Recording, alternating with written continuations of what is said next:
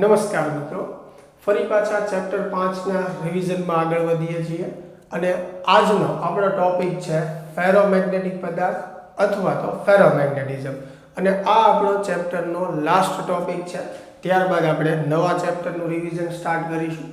તો ફેરોમેગ્નેટિક પદાર્થની આપણે વાત કરીએ તો એના ઉદાહરણમાં સ્ટીલ, લોખંડ, નિકલ આ બધા ફેરોમેગ્નેટિક પદાર્થ છે. સામાન્ય રીતે ફેરોમેગ્નેટિકના ચુંબકીય ગુણધર્મો ડાયા અને પેરા કરતાં અલગ હોય છે.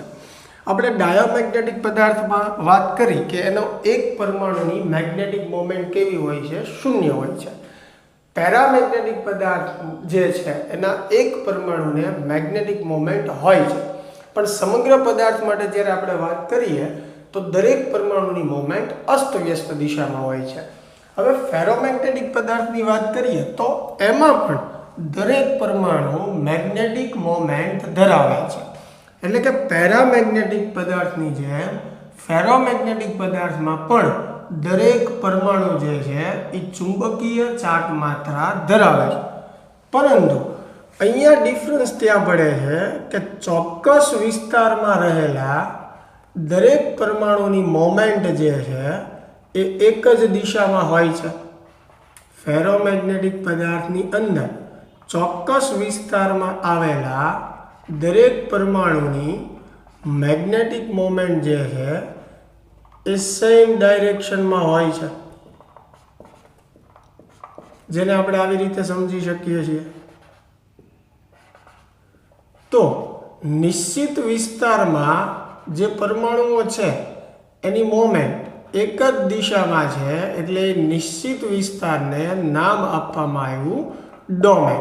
અહીંયા સરળતાથી તમને સમજાય એટલે આ ચોક્કસ વિસ્તારોમાં મેં રહેલા પરમાણુઓની ડાયપોલ મોમેન્ટ એક દિશામાં બતાવી છે. તો આ વિસ્તારમાં જેટલા પરમાણુ આવેલા છે તેની મોમેન્ટ એક જ દિશામાં છે.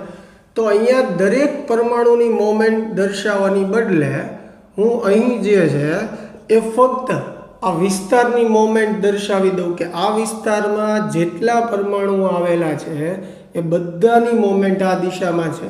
તો આ વિસ્તારને શું કહેવાય? ડોમેઇન કહેવાય. બરાબર. તો ફેરોમેગ્નેટિક પદાર્થની અંદર મેગ્નેટિક મોમેન્ટની દિશા જે છે એ ડોમેઇનના આધારે સમજવામાં આવે છે. અને જનરલી આ એક ડોમેનની સાઇઝ માઇક્રોમીટરના ક્રમની હોય છે. જેમ કે આ વિસ્તારમાં આવેલા દરેક પરમાણુની મોમેન્ટ એક દિશામાં, તો આખા વિસ્તારને એક ડોમેન આપણે ગણી શકીએ. એવી જ રીતે આ વિસ્તાર માટે, એવી જ રીતે આ વિસ્તાર માટે, એવી જ રીતે આ વિસ્તાર માટે. બરાબર. તો પરમાણુ તો આમાંય છે, પણ ચોક્કસ વિસ્તારમાં જે પરમાણુ છે એની મોમેન્ટ એક દિશામાં છે, તો એ ચોક્કસ વિસ્તારને આપણે ડોમેન નામ આપ્યું. અને એનો અર્થ એવો થયો કે આ વિસ્તારમાં આવેલા પરમાણુની દિશા એક જ દિશામાં છે. તો અહીંયા તમે જુઓ, આ ડોમેઇન જે છે એ બધાની દિશા સ્વતંત્ર રીતે વ્યક્તિગત છે, એટલે કે અસ્તવ્યસ્ત છે.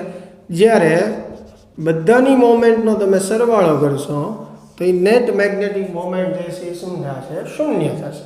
એટલે સામાન્ય રીતે ફેરોમેગ્નેટિક પદાર્થ પણ ચુંબક તરીકે નથી વર્તવાના, પણ જ્યારે એને આપણે બાહ્ય ચુંબકીય ક્ષેત્રની અંદર મૂકીએ ત્યારે જે દિશામાં બાહ્ય ચુંબકીય ક્ષેત્ર હોય છે એ જ દિશામાં એમાં ચુંબકીય ક્ષેત્ર ઉત્પન્ન થાય છે. એટલે કે જે દિશામાં ચુંબકીય તીવ્રતા છે એ જ દિશામાં પદાર્થમાં મેગ્નેટાઇઝેશન ઉત્પન્ન થાય છે.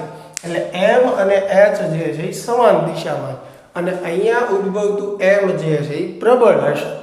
એટલે ફેરોમેગ્નેટિક પદાર્થ માટે એમ અને એચ સમાન દિશામાં છે, એટલા માટે કાયમની કિંમત એની માટે શું આવશે? ધન આવશે. હવે ડાયા અને પેરામેગ્નેટિક પદાર્થમાં શું હતું કે જેવું બાહ્ય ચુંબકીય ક્ષેત્ર આપણે દૂર કરીએ એટલે એની તરત મૂળ અવસ્થામાં એ પ્રાપ્ત થઈ જાય છે, એટલે કે મૂળ અવસ્થાએ ધારણ કરી લે છે. જ્યારે ફેરોમેગ્નેટિક પદાર્થને આપણે બાહ્ય ચુંબકીય ક્ષેત્ર દૂર કરીએ તો એ ઝડપથી પોતાની અવસ્થા ધારણ કરી લેતા નથી, એટલે કે ઝડપથી પોતાની મૂળ અવસ્થામાં આવી જતા નથી. એના માટે એને સમય લાગે છે. એટલે કે લાંબો સમય સુધી એ ચુંબકત્વને ધારણ કરી શકે છે. એટલા માટે કાયમી ચુંબકો બનાવવા માટે શેનો ઉપયોગ થાય છે? ફેરોમેગ્નેટિક પદાર્થનો ઉપયોગ થાય છે. કારણ કે એની અંદર ચુંબકત્વ ધારણ કરવાનો ગુણધર્મ વધારે છે, જ્યારે ડાયા અને પેરામેગ્નેટિક પદાર્થો ચુંબકત્વને ધારણ કરતા નથી. તો સમાન ચુંબકીય ક્ષેત્રની અંદર જે છે આપણે વાત કરી કે જે દિશામાં જે દિશામાં H હશે એ જ દિશામાં M ઉત્પન્ન થશે, એટલા માટે કાયમની કિંમત એની માટે ધન આવશે. અને આ કઈ રીતે થશે એ પણ આપણે સમજીએ કે જ્યારે આ પદાર્થને સમાન ચુંબકીય ક્ષેત્રમાં મૂકવામાં આવે એટલે આ દરેક પરમાણુની મોમેન્ટ જે છે એ ચુંબકીય ક્ષેત્રની દિશામાં ગોઠવવાનો પ્રયાસ કરશે. હું અહીંયા અત્યારે એક્ઝેક્ટ સમાંતર બતાવું છું, પરંતુ પરમાણુની ઉષ્મીય ઉર્જાના કારણે એ 100% સમાંતર ક્યારેય ગોઠવાઈ શકે નહીં. પણ આપણે એક આદર્શ સ્થિતિ લઈને ચાલીએ છીએ. તો સમજો કે જ્યારે આ પદાર્થને બાહ્ય ચુંબકીય ક્ષેત્રમાં આપણે મૂક્યો તો આ વિસ્તારના જે પરમાણુઓ હતા એની મોમેન્ટ આ ક્ષેત્રની દિશામાં ગોઠવાઈ ગઈ. તો હવે તમે સમજી શકો કે આખો એવો વિસ્તાર છે કે જેમાં મોમેન્ટ એક જ દિશામાં છે. તો હવે હું કહી શકું કે આ એક ડોમેન છે મોટો. એટલે આપણે એવા શબ્દો વાપરતા હોઈએ કે જ્યારે બાહ્ય ચુંબકીય ક્ષેત્રમાં આપણે ફેરોમેગ્નેટિક પદાર્થને મૂકીએ છીએ ત્યારે ડોમેન ક્ષેત્રની દિશામાં ગોઠવાય છે અને એકબીજામાં ભળે છે. વાસ્તવમાં અહીંયા કોઈ ભળવાની પ્રક્રિયા નથી, પણ સમજો કે જે ચોક્કસ વિસ્તારમાં મોમેન્ટ એક દિશામાં હોય એને આપણે ડોમેન કહીએ છીએ. તો જ્યારે આ વિસ્તારની મોમેન્ટ ક્ષેત્રની દિશામાં ગોઠવણી તો આ સમગ્ર વિસ્તાર એવો બની ગયો કે જ્યાં મોમેન્ટ એક દિશામાં છે. એટલે આપણે એક આ મોટો વિસ્તાર ધારણ કર્યો જે મોટા ડોમેન તરીકે વર્તશે. એટલે આપણે એમ કહીએ છીએ કે ભાઈ ડોમેન એકબીજામાં ભળીને મોટો ડોમેન જે છે એ બનાવે છે.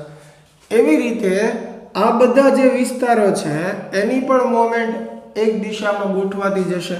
તો હવે સમજો કે આ આખા વિસ્તારમાં જેટલા પરમાણુઓ છે એની મોમેન્ટ ક્ષેત્રને સમાંતર એટલે એક જ દિશામાં થઈ ગઈ. તો આ એક મોટો એવો વિસ્તાર થઈ ગયો કે જેની મોમેન્ટ એક જ દિશામાં છે. તો આપણે કહી શકીએ કે આ છેવટે એક મોટો ડોમેન બની ગયો. બરાબર. તો આવી રીતે ફેરોમેગ્નેટિક પદાર્થ બાહ્ય ચુંબકીય ક્ષેત્રમાં મેગ્નેટિક ફિલ્ડ જે છે એની દિશામાં જ ચુંબકીય ક્ષેત્ર જે છે ઉત્પન્ન કરે છે.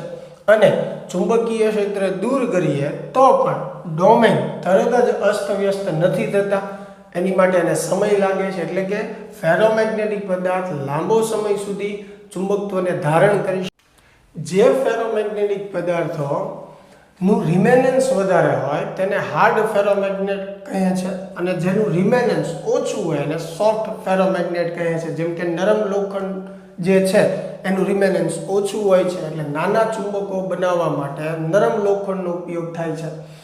કાયમી ચુંબકો બનાવવા માટે જેની રિટેન્ટિવિટી એટલે કે રિમેનન્સ અને કોઅર્સિવિટી વધારે હોય એવા ફેરોમેગ્નેટિક પદાર્થનો ઉપયોગ જે છે એ થાય છે.